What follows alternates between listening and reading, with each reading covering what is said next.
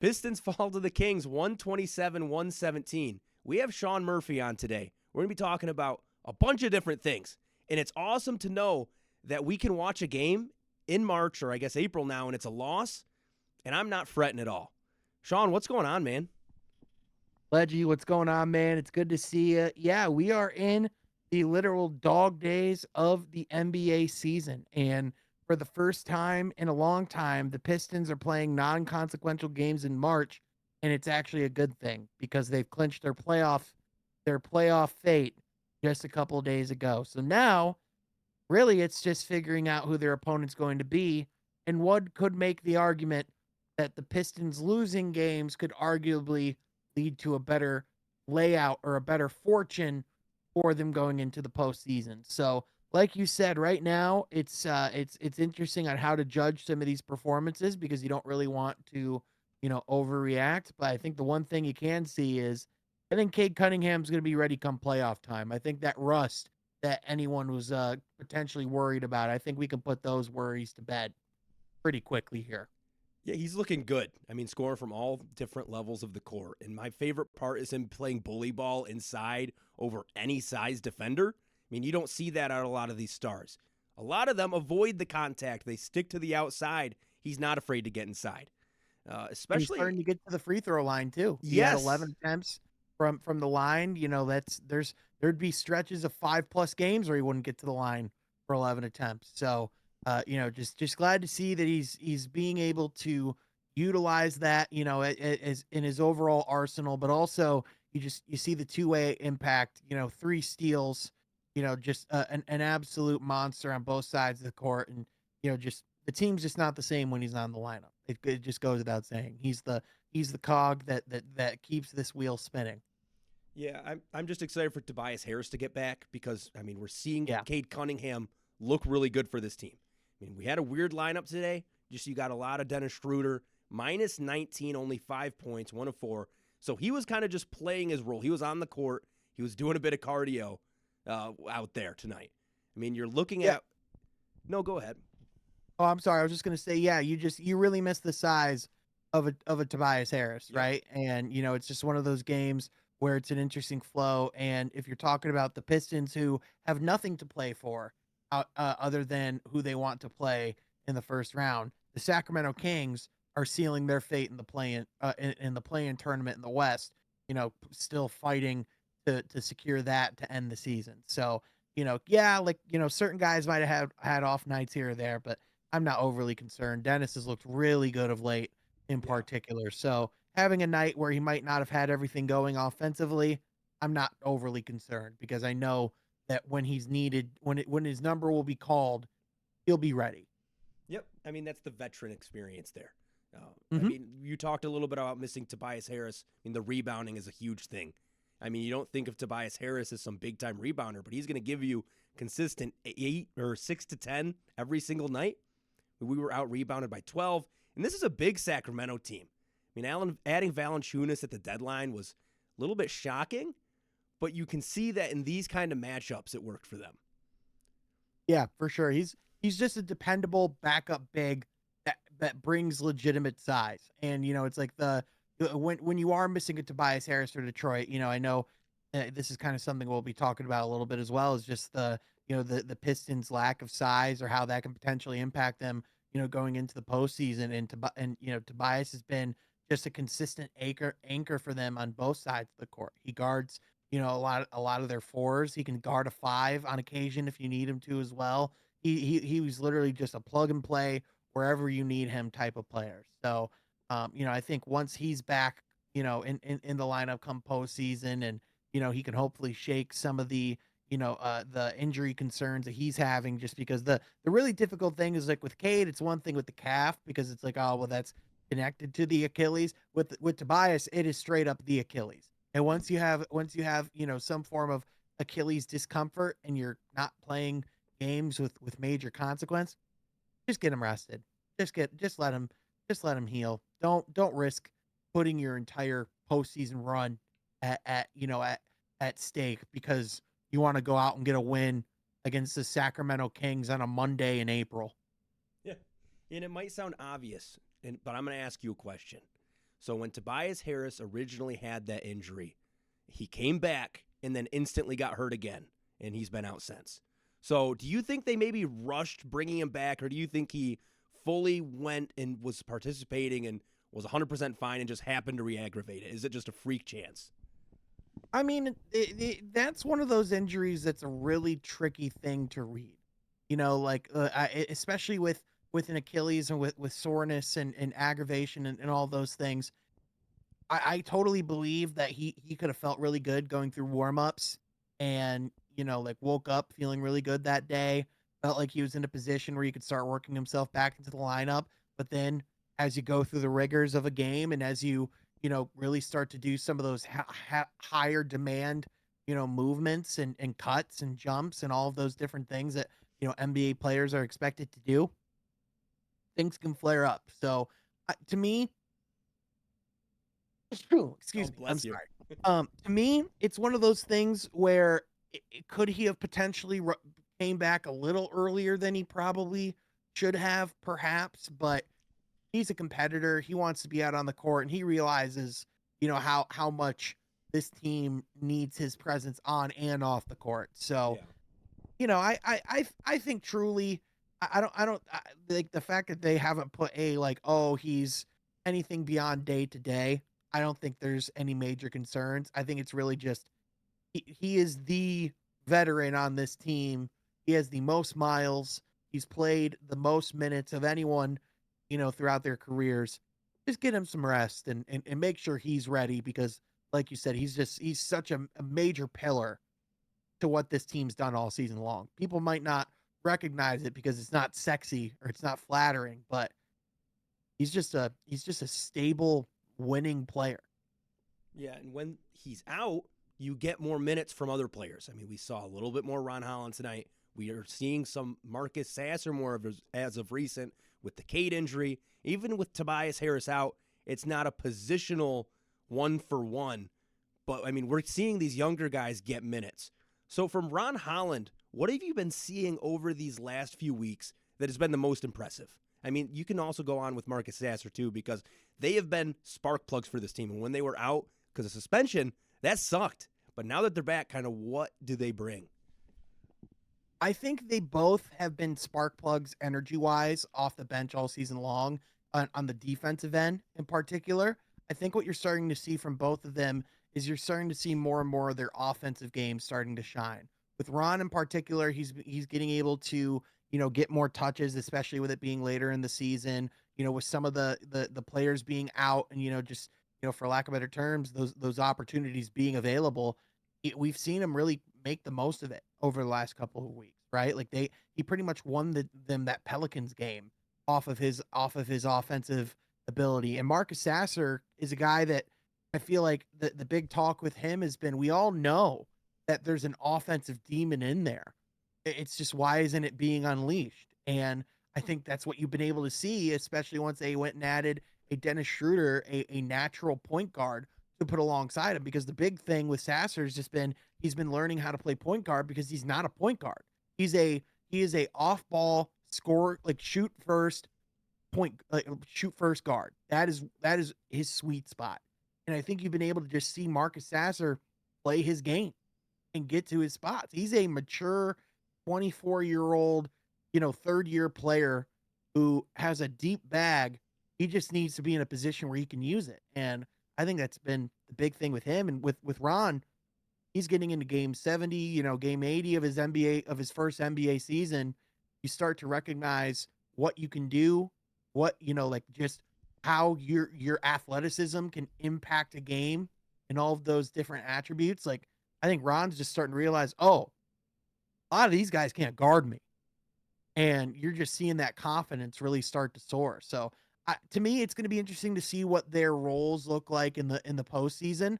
I would imagine Marcus Sasser is probably not going to be a very active part of the rotation, but again, he'll be ready. And if there's anybody that could come off the bench that's not even in the rotation and hit one of the biggest shots of the series, it's Marcus Sasser. Yeah, he's one of the guys you can just put in and count on no matter the situation. Mhm. Obviously, I don't want it to be because of injury, But there's points where if they're lacking some sort of spark, if the starters aren't getting things done, if you see Malik Beasley struggling, if you see Tim Hardaway Jr. struggling, Bickerstaff is going to know to go right to Sasser. And I mean, the same thing you could say for Ron Holland. I doubt he's going to get a lot of minutes, especially when they shrink the rotation. But he has the energy as well to come in and not really change a series, but he could change a quarter. And I mean, that could end up resulting in a win, bringing the first win to Detroit in a long time in the playoffs.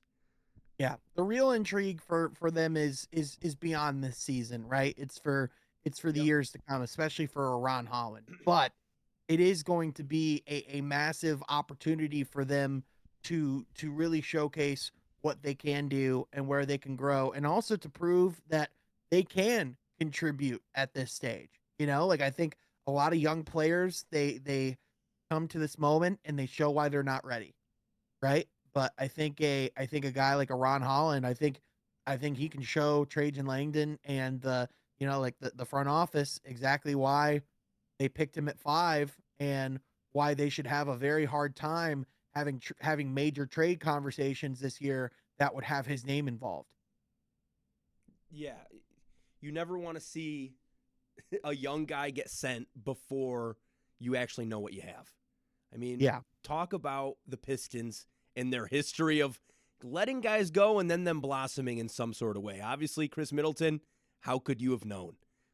Brandon Knight, it didn't feel like it was a good fit. He went on to have, was he an all-star replacement or a name to be an all-star replacement one year? I mean, he had a solid season in Phoenix. To me, the guard I really think of that was kind of the one that got away was Spencer Dinwiddie.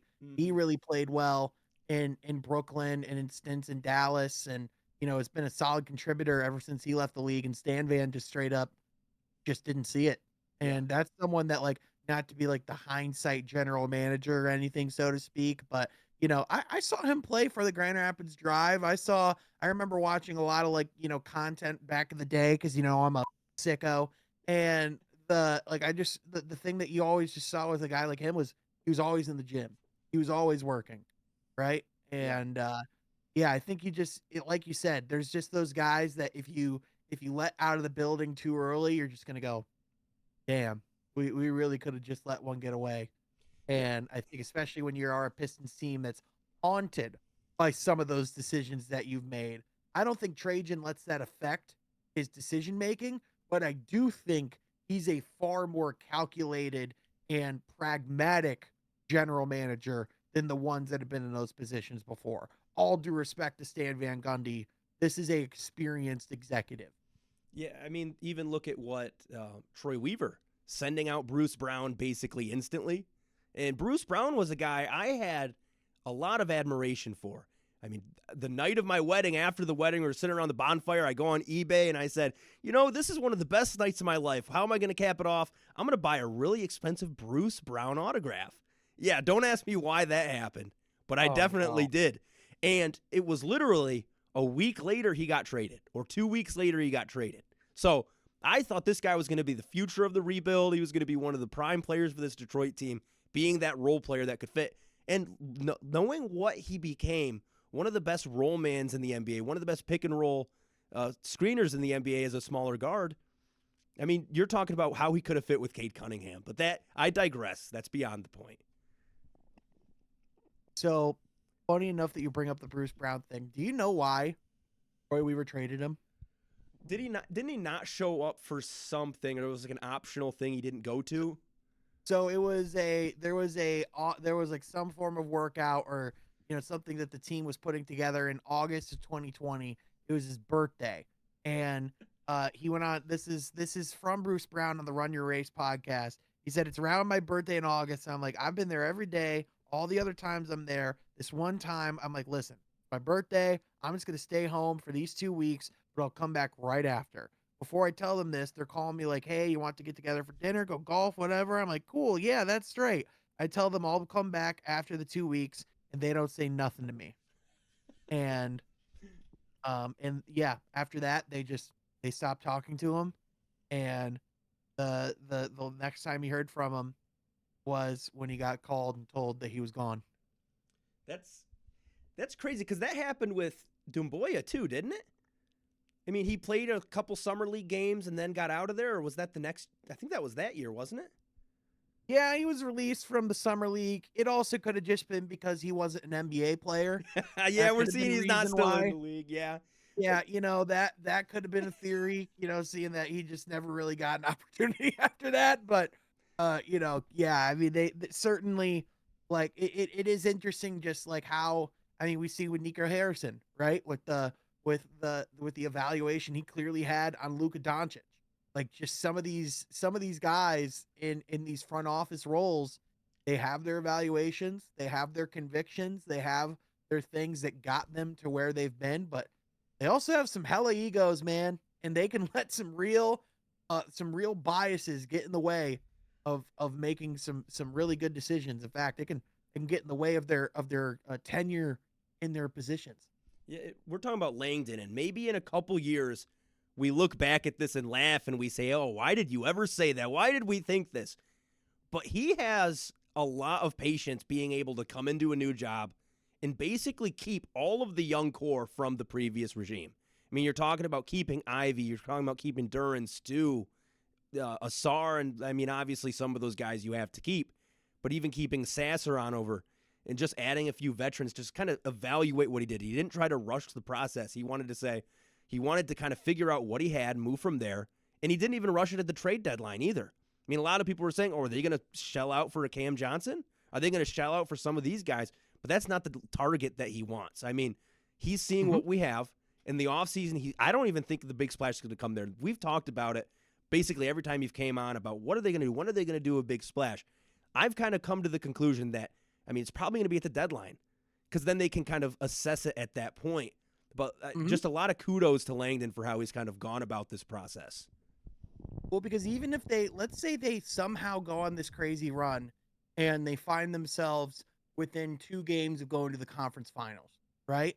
Like, even if they go on this massive run and overachieve even on the playoff scale, what would be the incentive of going and making a trade that summer and breaking that squad up unless you find something that you've absolutely loved, right? Yeah, exactly. I think of the one young team I think of that really had a culture going that were firing on all cylinders, but then when they had an opportunity to go get superstars, they jumped on it instantly and ruined their culture within like 6 months is the Brooklyn Nets. They went and, they went and got Kevin Durant and Kyrie Irving. But if you remember, before that, they had this really interesting young roster with a lot of guys who are contributors on really good teams now.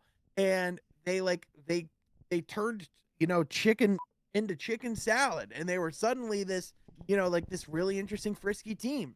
And then Kevin Durant wants DeAndre Jordan to start over Jared Allen. And Kenny Atkinson's like, no. That makes no sense. And they're like, oh, say less. You're fired, Kenny Atkinson. Oh, man. Get out of here. Don't get an NBA coaching job for another 5 years. Bye. Yeah, look what's happening in Phoenix now with the same dude, Kevin Durant. I don't know. There's a trend there. It worked for him in one place in Golden State. And another team who had a really fun, intriguing young core that had even more success than that Brooklyn team, went to the freaking finals. Yeah. I mean, you can almost compare that more to the Pistons, not from the success standpoint, but they have the young stud that they're building around. Nets, they kind of got rid of everything and then built it back from the studs with those 2 guys, but you still had Devin Booker. You still had you had DeAndre Ayton for a little bit. But you're talking about, I mean, I don't want the Pistons to become what the Suns are because they're stuck. They are stuck no matter what they do this summer. They're just in kind of purgatory. They flipped their number 1 overall pick for Yusuf Nurkic. And people thought that was a good trade at the time. People were like, oh, that's great. That's great for this Phoenix team. I mean, don't get me wrong. I get the addition by subtraction theory with a guy like a DeAndre Ayton. I'll never forget the moment when he didn't go to a Portland game because he claimed he was snowed in Portland. Like that's just the most DeAndre Ayton thing I've ever heard in my entire life. But regardless, like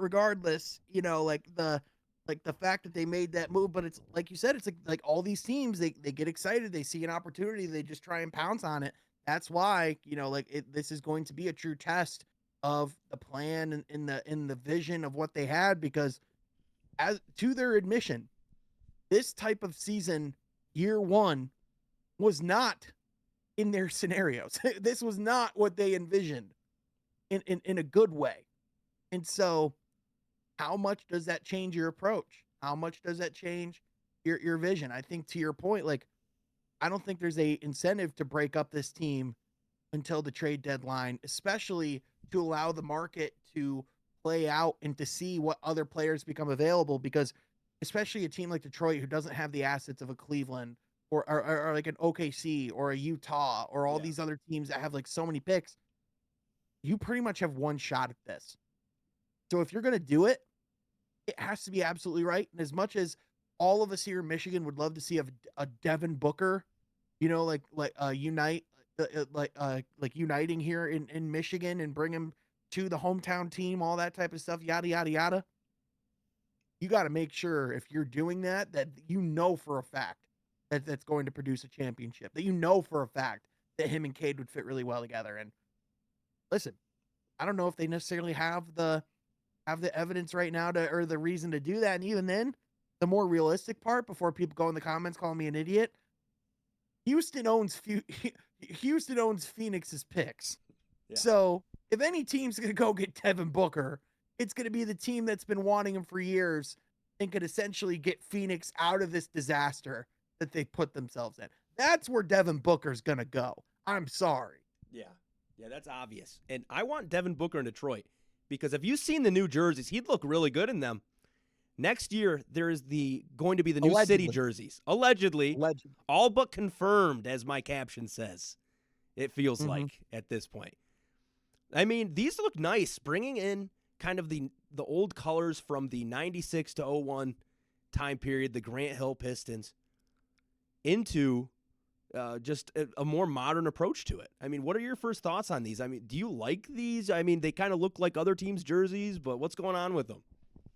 I mean, to me, the number one story of this is the slam cover itself, of just how fresh that looks and the significance of having a Pistons player at the forefront of league culture and of what's going on in the NBA. Like, slam is one of the trendsetters, one of the tastemakers, and the fact that you're getting a multi-time appearance from a Cade Cunningham on that Slam magazine cover, I think says a lot in itself there. But if those jerseys are indeed going to be the City Edition jerseys next year, or the statement jerseys, whatever they're going to be, I think they're pretty fresh.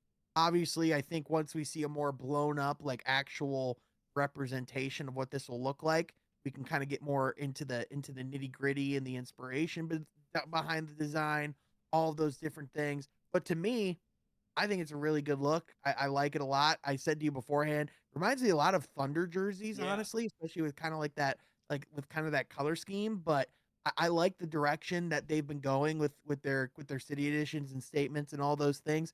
To me, and this is kind of a bigger conversation, I think the Pistons, it's time, with the young talent they have, the energy around this franchise, I think it's time to consider some form of remodel, some form of reshuffling around with these uniforms and really embracing this new era of Pistons basketball. And I think there's something to be said about making that Bad Boys type branding more into the actual Pistons branding itself.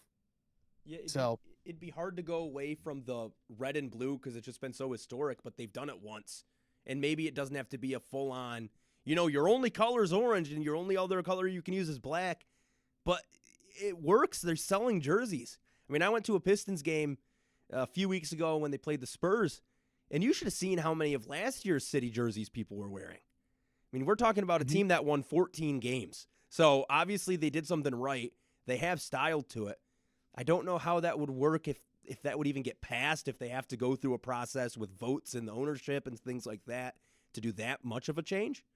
But I mean, even just changing the home and away jerseys, man, because we've had the same things for many years. I mean, the '04 team kind of was the one who put the big stamp on the kind of current style. But I just want something different. And it is interesting because the Pistons are, like, when you look at the in the upper echelon of the league, or just like in the grand scheme of the NBA, they are one of the more iconic brands. They are one of the more, like, recognizable teams in that sense. They are one of the league's, like, highest accomplished teams. So once you get to that kind of level, it almost gets harder to change your branding, to change your look. Like the Charlotte Hornets, no offense to the Hornets, but they can call themselves the Piccadillys if they want. No one's going to care, because the only significance behind that name and those unis is, oh, those looked cool in the 90s, right? Whereas, like, with Detroit, it's like, oh, well, if they make a significant change to their branding, because even right now, I said, oh, well, like, maybe they should change it closer to, like, Bad Boys. Their current logo is inspired by that Bad Boys era Pistons, right? Yeah. And, like, that look is largely a modernized version of those uniforms from even back in the day. So I think it is interesting because, again, like, they do have a history and a tutelage and iconic branding. Like, it's not like they have a bad base that they're working off of.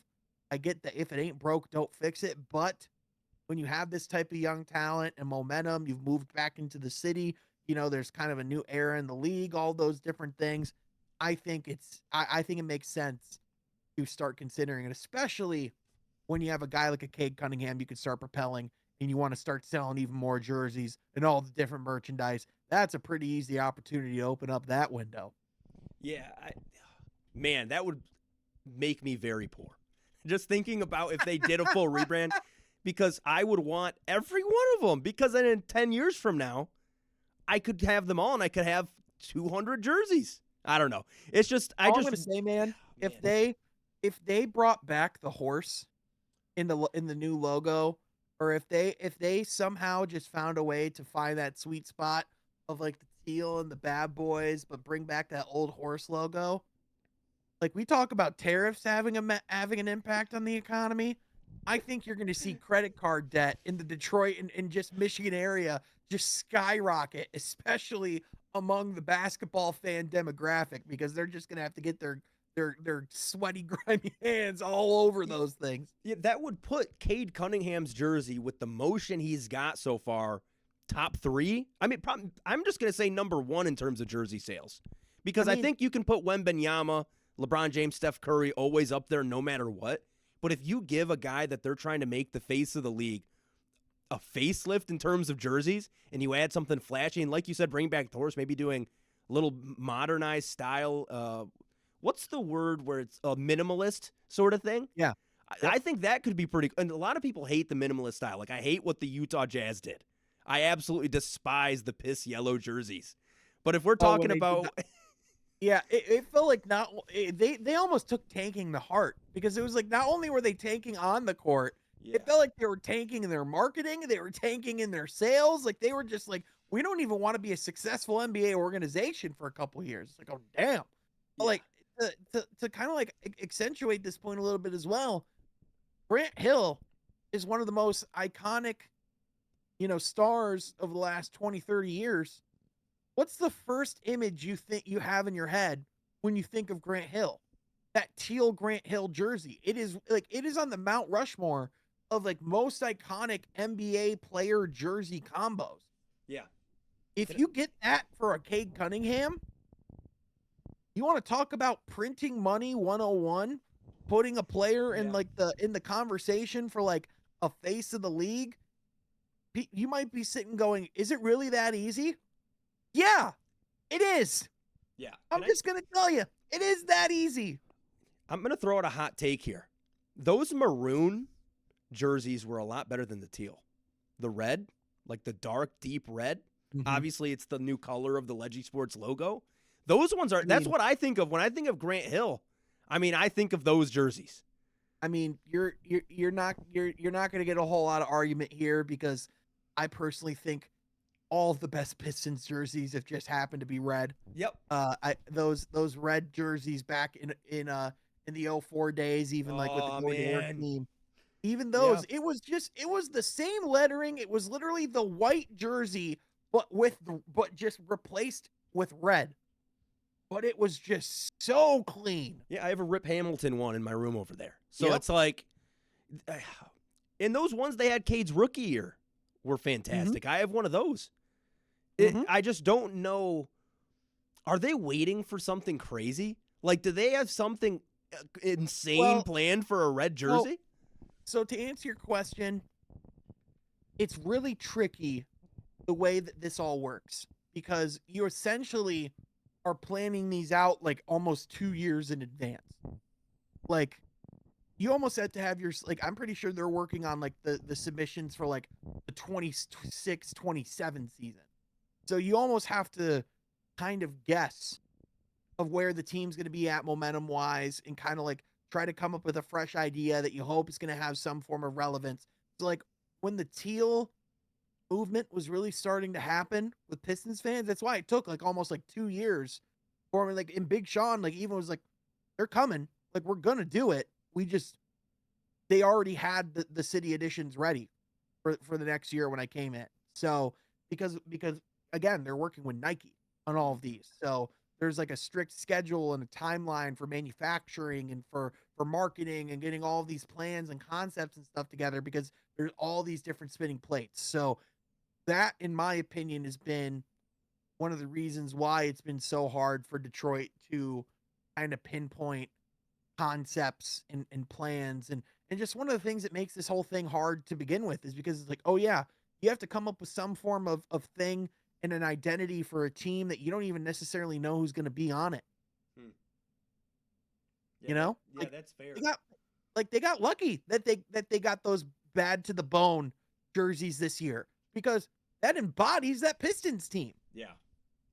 Like they got really unfortunate that the original Bad Boys jerseys were last year, because they lost 28 in a row and looked like they were total like pushovers.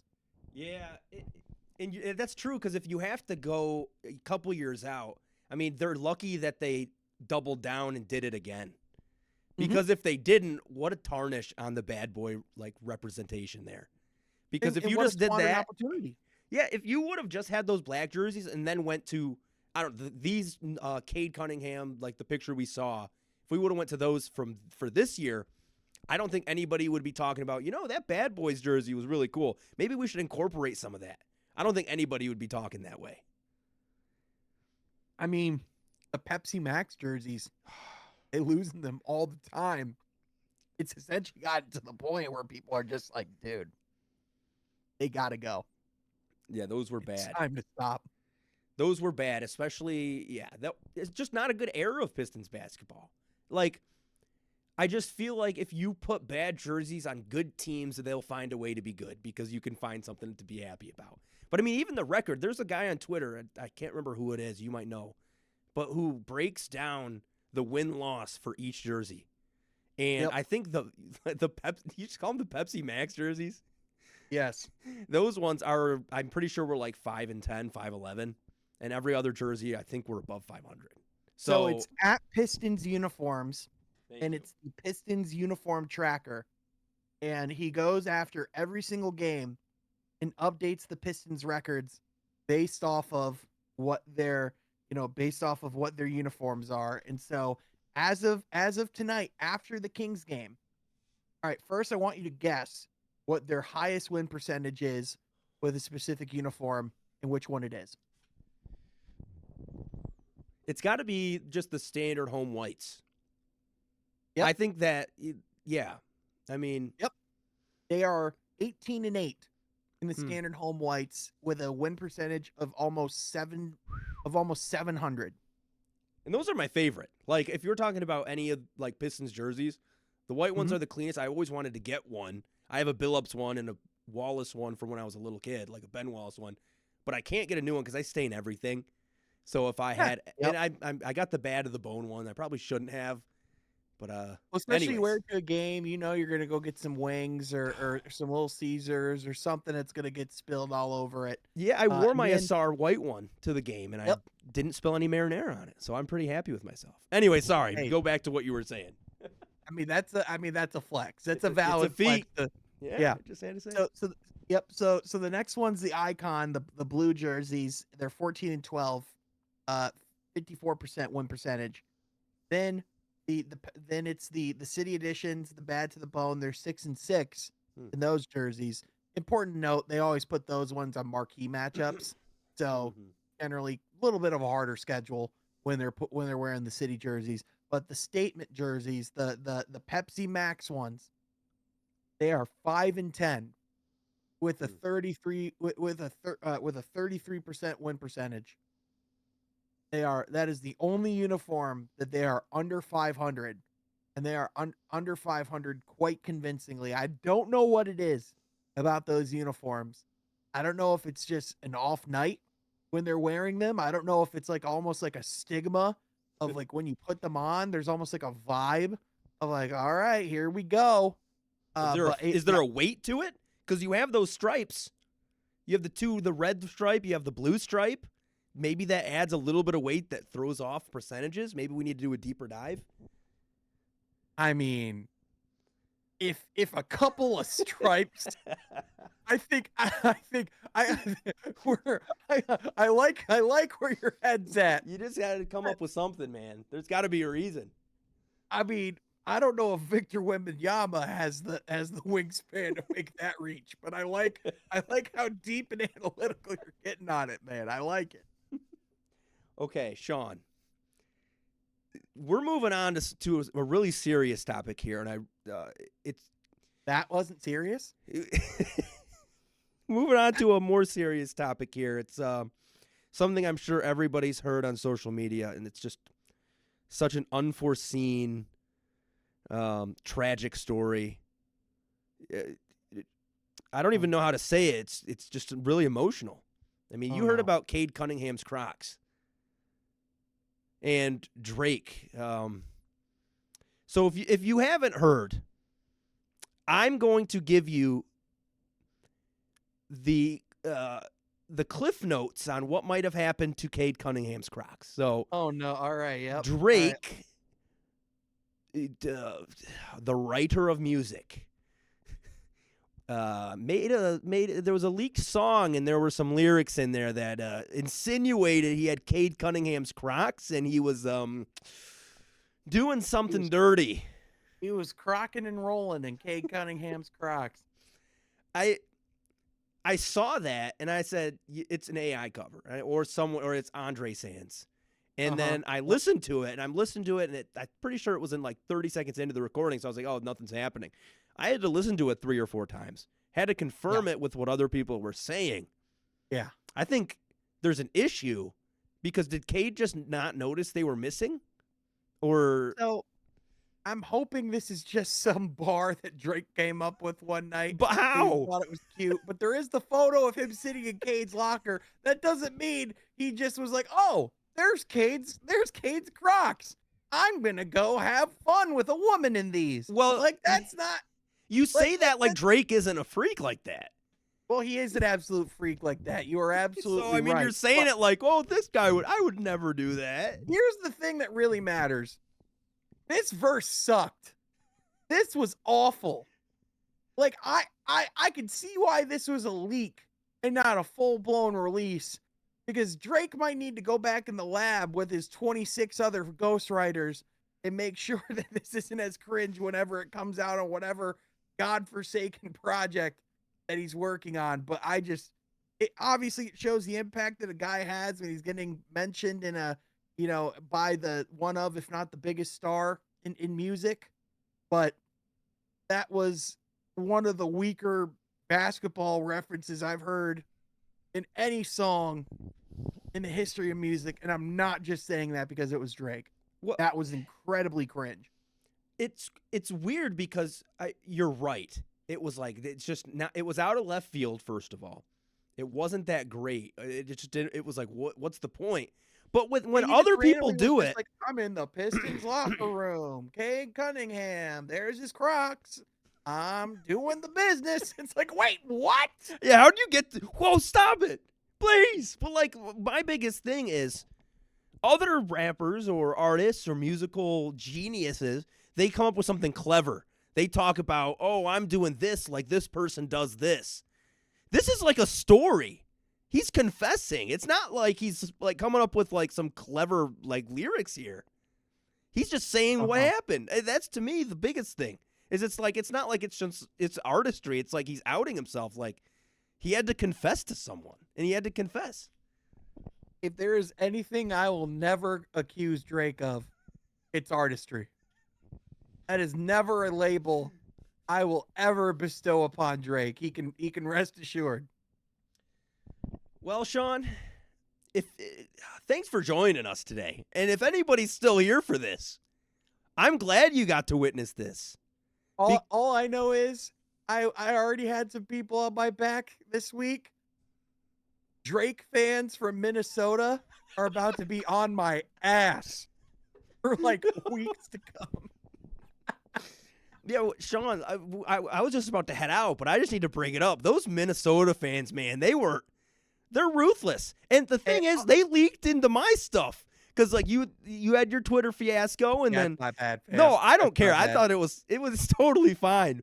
But I was getting comments in mine. I was like, what did I do? Well, I guess I was on here just like kind of spewing the same stuff. But it's like, it's just funny how social media works and what haters will do and how the lengths they will go to say something.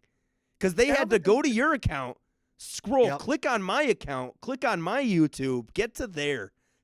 Yep. Watch it, because they watched it. There were points they brought up that were like 28 minutes in.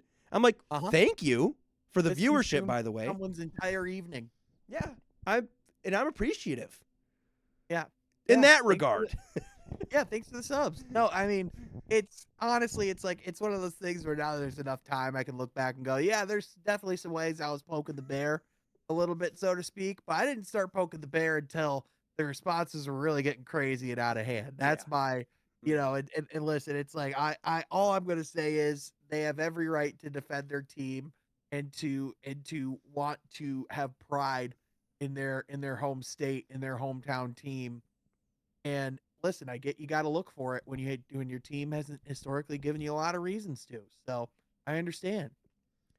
So Minnesota fans who also love Drake, you know what to do and you know where to find my guy. What a demographic, by the way. Like that is just a group of people. I hope I never. It's like, hey man, do you want to go out to dinner with a bunch of Drake fans who are from Minnesota?